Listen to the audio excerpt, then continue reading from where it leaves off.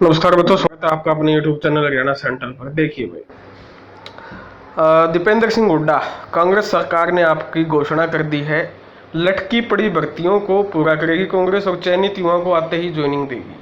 और दीपेंद्र सिंह हुड्डा ये वही साहब हैं जिन्होंने आपका सीईटी क्वालिफाई के लिए काफ़ी आंदोलन किए, करनाल में एक बड़ा प्रदर्शन किया। मौजूदा सीईटी में जो खामियां हैं, जो कोर्ट में केस चल रहा है, बल्कि प्रो चेयरमैन खुद इस बात को स्वीकार कर चुके हैं एचएसएससी के कि भाई 4x पॉलिसी एक गलती है, सभी को मौका सीईटी क्वालिफाई करते तो बहुत अच्छा होता। अब युवाओं की जो लाखों युवा हैं वो पिछले 4 साल से पेपर में नहीं बैठे, 4-5 साल से। अब उनकी उम्मीद दीपेंद्र सिंह हुड्डा से थी, विपक्ष से थी, कांग्रेस पार्टी से थी।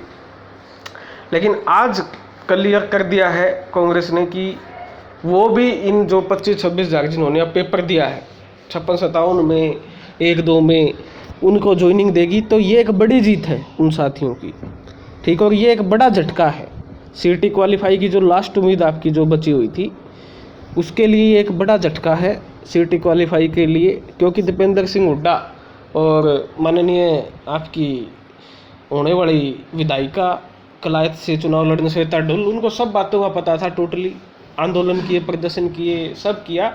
उसके बावजूद ये घोषणा की जा रही है कि इसी सीईटी के बेस पे जो चयनित युवा हैं, ठीक है, मामला भी तो कोर्ट से तो क्लियर हो ही गया है, एक वो 6 सितंबर वाला केस है। तो दीपेंद्र सिंह हुड्डा को आंदोलन किए हैं, प्रदर्शन किए हैं, उसके बावजूद अब जो सीईटी क्वालिफाई है, देखो दो यहाँ पर दो पहलू हैं इसकी। सीईटी क्वालिफाई वालों की एक उम्मीद थी विपक्ष से, वो तो अब धराशायी हो चुकी है। मुझे नहीं लगता कि अब कांग्रेस अपने मैनिफेस्टो में सीईटी का नाम भी लेगी। आप देख लेना, अभी 1-2 दिन में मैनिफेस्टो आ जाएगा। मैनिफेस्टो में आपका मुझे नहीं लगता कि सीईटी का जिक्र भी होगा कहीं। ना तो सीईटी को ख़त्म करने के बारे में बोला जाएगा, ना दोबारा लेने के बारे में बोला जाएगा। जब कांग्रेस को कमियां पता हैं इस सीईटी की, तो क्यों दीपेंद्र सिंह हुड्डा ने नहीं कहा कि दोबारा से हम सीईटी लेंगे, यही सभी बच्चों को पेपर में बैठने का मौका देंगे। अब सीईटी क्वालिफाई वाले भाई इस बात को समझे, ना तो उनकी कोर्ट मान रहा है, ठीक है, ना उनकी पक्ष मान रहा है, ना विपक्ष मान रहा है, ठीक है। विपक्ष ने तो आज आपकी ये कही दिया है, ठीक है। तो ये एक बड़ा है, लेकिन जिन भाइयों बहनों ने पेपर दिया है उनके लिए एक अच्छी चीज़ है।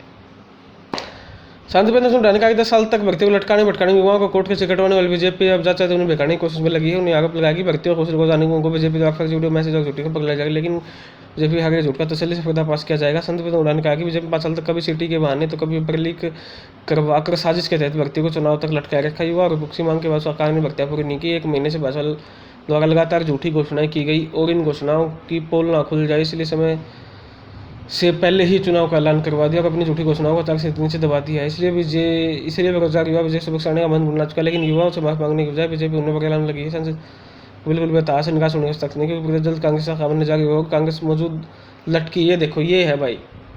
तो जो कांग्रेस से उम्मीद लाए बैठे थे, बाट जोए बैठे थे भाई कांग्रेस करेगी हमारा सीईटी क्वालिफाई आगे आराम ना मौका देगी, उनकी तो भाई गांठ बांधना काम कर दिया इनने। कांग्रेस सरकार की लटकी तमाम भर्तियों को तत्परता से पूरा करेगी। भर्तियों के लिए चंद युवा को बिना देरी के ज्वाइनिंग दी जाएगी। उन्होंने कहा कि युवा बीजेपी के बेकामों में ना आए और पेपर की पूरी तैयारी रखें। पहले ही 1 साल में 1 लाख भर्तियाँ करने जा रही है। तमाम भर्तियाँ पूरी तरह पेपर और योग्यता के आधार पर होंगी। इसके लिए पार्टी बाकायदा भर्ती विधान और जॉब कैलेंडर जारी करेगी। पेपर लीक और भर्ती माफिया को जड़ से खत्म करना कांग्रेस की प्रतिबद्धता, ये तमाम कार्य पार्टी को चुनाव शामिल किए जाएंगे। उन्होंने कहा कि कौशल निगम को लेकर बीजेपी द्वारा लगातार उसका कहते, क्योंकि उन्होंने जैसे ऐलान किया कि कांग्रेस सरकार में कौशल निगम के तहत लगे कर्मियों को एक नियमित नीति बनाकर पक्का रखा जाएगा, साथ ही उनके लिए बेहतर वेतन की व्यवस्था की जाएगी। उन्होंने कहा कि पैरों तले जमीन निकल गई और आनंद फन में कौशल कर्मियों नियमित करने का फर्जी ऐलान कर दिया। जबकि अगर बीजेपी सच में कुछ ऐसा करना चाहती तो उसके पास पूरे 5 साल थे, लेकिन उसने ऐसा नहीं किया। उन्होंने कहा कि कांग्रेस सरकार द्वारा मुख्यमंत्री उड़ान में कहा था 3 साल 10 साल की कर्मचारी नीति बनाकर कच्चे कर्मचारियों को पक्का किया था, लेकिन बीजेपी की ऐसी कोई नीति बनाई। अब ये भाई पॉलिटिक्स चलेगी, प्योर पॉलिटिक्स। विधानसभा के चुनाव है, अब देखना ये है साथियों भाई, घोषणा पत्र की ओर बाट है। बाकी अब मुँह से तो कह ही दिया है, अब देख रहे हैं। मैं ये देख रहा हूँ सीईटी क्वालिफाई और सभी बच्चों को मौका देने पे सबको सांप सूंघ गया है, कोई नहीं बोल रहा है। सच्चाई फिलहाल ये है।